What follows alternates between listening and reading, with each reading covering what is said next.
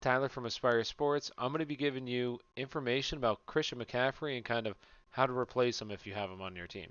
So, not good news. It looks like he's probably going to miss this week and possibly more time. Not sure how long, but it's not good for somebody you just waited, what was it, like 8 weeks for to come back, and now he's going to be out again. He's not 100% out, but it's very much in doubt this week. So let's go ahead and talk about how to replace Christian McCaffrey if you have him on your team. The first choice, obviously, is going to be Mike Davis. So Mike Davis was probably dropped in some of the leagues. Right now, he's rostered in 73% of leagues, but there's probably a decent chance he may have been dropped in your league. So definitely check to see if he was dropped, because if he was dropped, 100% the top waiver wire ad this week.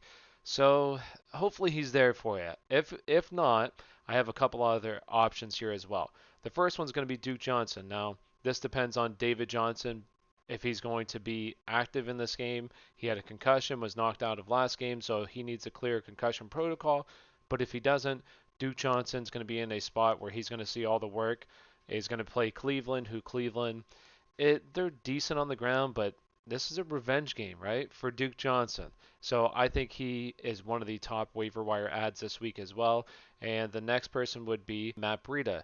And let's be honest, Jordan Howard, he sucks. He's not any good. He showed this weekend he's terrible. This run game wasn't very good. So hopefully Breida can do well, and this all depends on him playing this weekend. Hopefully he's healthy enough to play. But I like this offense going forward. It looks good. He at least has 2 more weeks with Miles Gaskin being on IR. So hopefully he gets healthy and plays this week. I think he'll be like between the 20s guy, and maybe Howard is like the goal line guy, but definitely Breida is a top ad as well. Next would be Wayne Gallman. Now, I kind of talked about this as well in a previous video where we have Devonta Freeman, who was ruled out last week. They have a game this week against Philadelphia and then a bye. So maybe Freeman misses again this week just to get him really healthy coming out of the bye. And if he does, then I think Wayne Gallman is a really solid RB2, like a mid RB2 play again this week. He's shown it the past couple of weeks that he's decent. Now it's nothing crazy, but it's good replacement value if you have Christian McCaffrey. So, and he's only rostered in 25% of leagues as well. Next would be Kalen Ballage. Now, I have no idea what's going on with the Justin Jackson situation here. It's very weird. He was okay to come back in the game, was cleared, but never came back into the game. Then you have Joshua Kelly, I guess, who they just don't like, because basically when Justin Jackson went out, he took over the backfield. He had 18 total touches.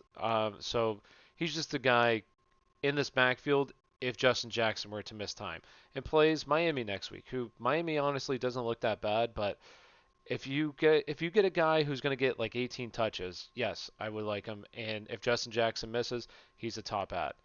Next would be J.D. McKissic. Now, I think J.D. McKissic is especially good in PPR leagues, and I've been talking about him a lot as well.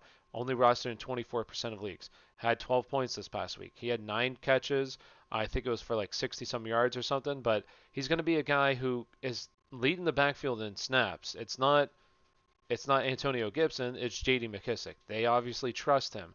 So I think going forward, he's a solid ad, and especially in PPR leagues, he's a pretty good play week in and week out. I think a solid flex play. Next would be Gus Edwards, and this also depends on Mark Ingram. They said Mark Ingram's going to come back this week. At least that's what they said last week.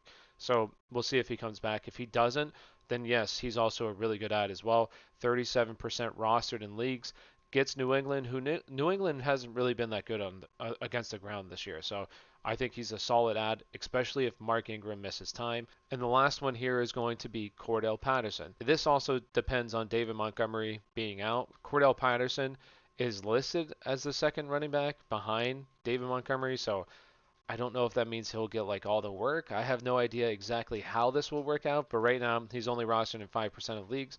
So if you're in a deeper league and you're kind of desperate, if David Montgomery misses, I think he's a solid ad. They play Minnesota, so I think it's a decent matchup as well. And obviously he's a wide receiver, so he'll be good at.